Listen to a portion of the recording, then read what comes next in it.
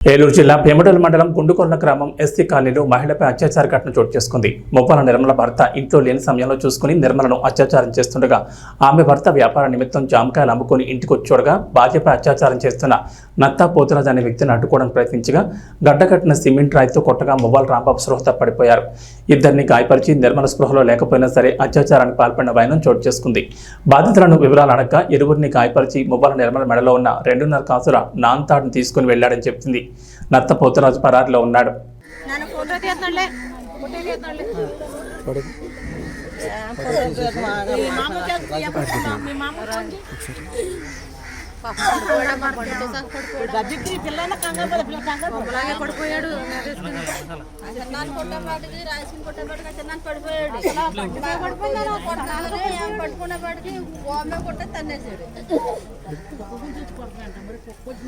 ఎవడక్క కొట్టింది?